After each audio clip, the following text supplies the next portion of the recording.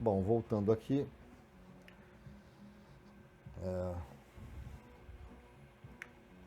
nós temos as funções sintáticas no período simples, né? Eu rascunhei aqui algum material, como de costume, como eu tenho feito nas nossas últimas aulas.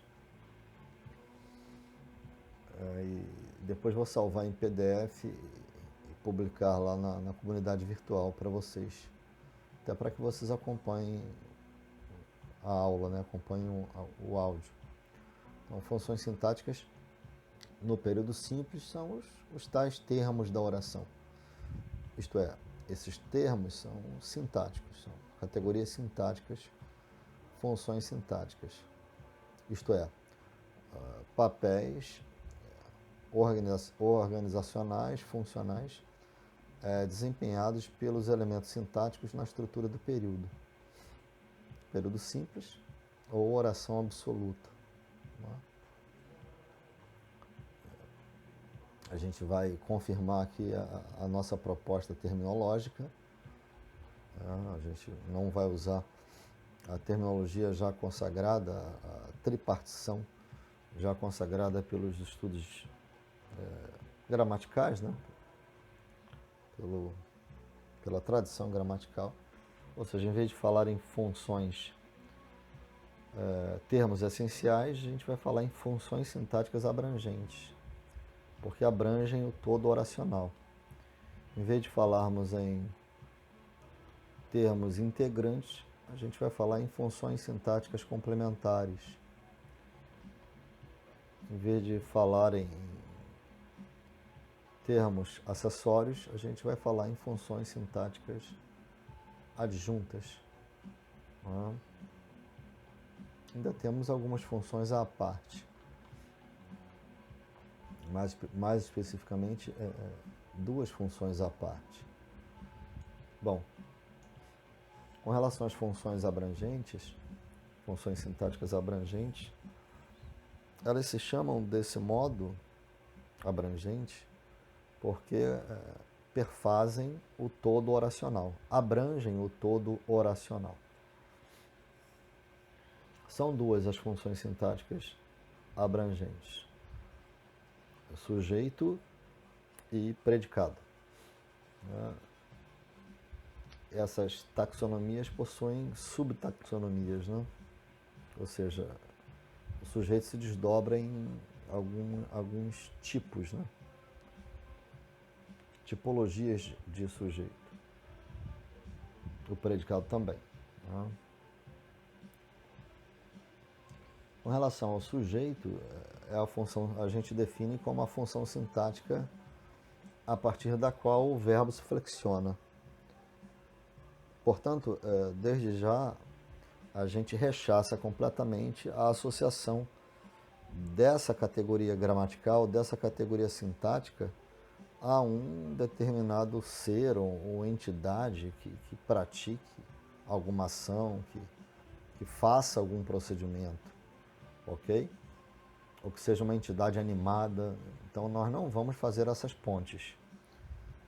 O sujeito é uma função sintática, uma entidade gramatical, metalinguística, que não se associa necessariamente com aspectos anímicos, humanos, etc. Tá? Na verdade, o sujeito é o pronome nominativo, o pronome lexicalizado, a partir do qual o verbo se flexiona. Tá bom? Então, entre os tipos de sujeito, né, as subtaxonomias, né, nós temos o sujeito simples e explícito, né, que é aquele que aparece na sentença e contém apenas um núcleo. Ou que é unimembre, né, um sintagma nominal unimembre, que aí, como eu já disse, não há que se falar em núcleo. Por exemplo, ele é trabalhador. Sujeito simples e explícito, ele. A maioria das pessoas acredita em Deus. Sujeito simples explícito, a maioria das pessoas. Note que o núcleo do sujeito é um só, que é a maioria, né? Um núcleo partitivo, e por isso a concordância canônica com o verbo na terceira pessoa do singular, né? Isto é, das pessoas, a maioria acredita em Deus. Temos também um sujeito simples implícito, que é aquele que não aparece na sentença, mas é perfeitamente reconhecível, possível de reconhecer pela flexão do verbo, né? Pelo morfema de número e pessoa. Né? Então, a própria flexão do verbo já se encarrega de identificar o pronome sujeito. Então, nós teríamos um zero, que é semântica e sintaticamente irrelevante. Né? Esse zero é essa elipse, né? É essa omissão. Né? É até desaconselhável, talvez, chamar de elipse, já que o português é uma língua prodrop, né? Considerando as primeiras pessoas, singular e plural, o português é uma língua prodrop porque viabiliza a queda do pronome sujeito, visto que o verbo já se encarrega de identificá-lo.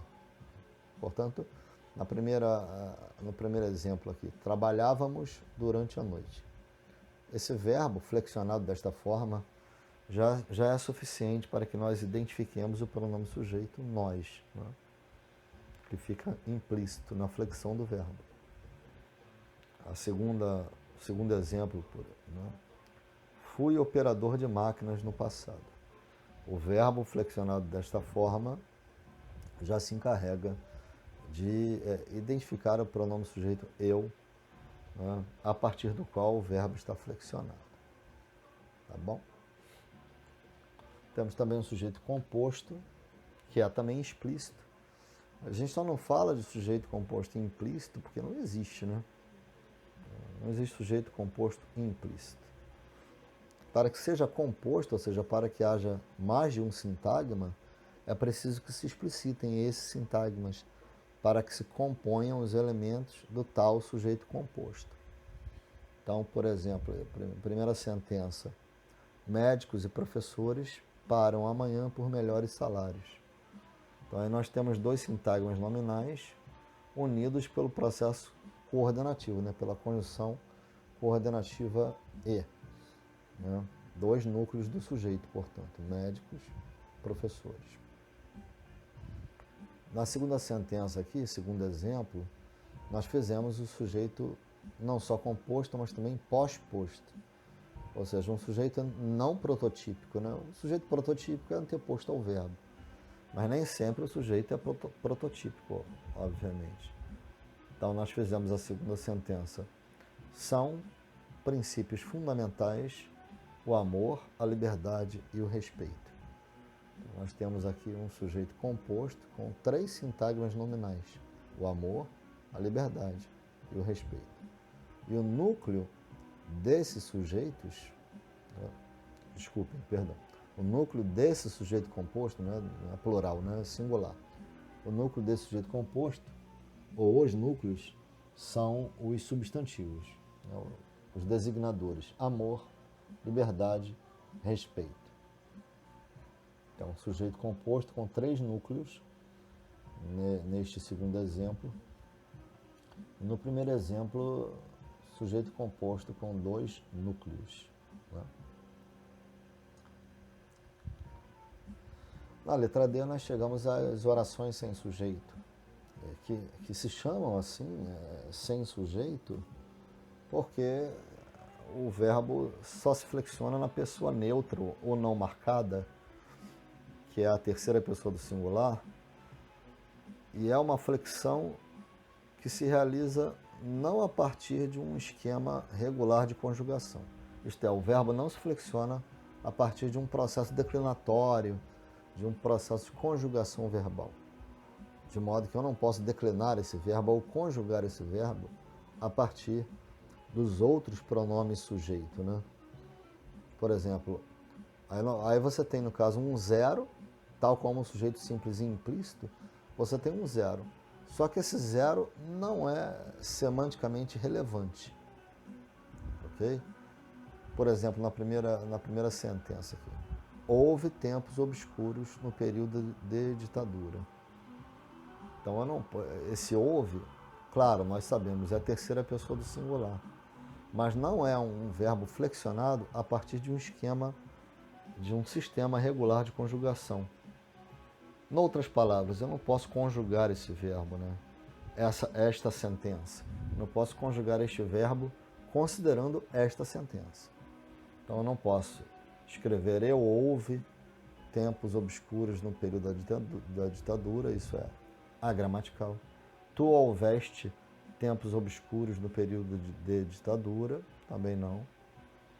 Ele houve tempos obscuros no período de ditadura. Então, eu não posso conjugar esse verbo, portanto você diz que essa oração é sem sujeito, né?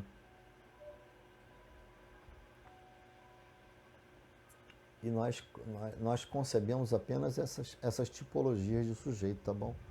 O tal sujeito indeterminado, nós não consideramos um tipo de sujeito, mas sim um recurso semântico, discursivo, de não especificar o referente do pronome sujeito, é só isso. Né? Essas fórmulas... existe no meu livro uma citação sobre este assunto e eu vou pedir que vocês leiam com carinho, tá? No meu livro, sobre a questão do sujeito indeterminado. Tá? Na verdade, é uma forma, é uma estratégia enunciativa, discursiva, de não especificar o referente do pronome sujeito, tá bom?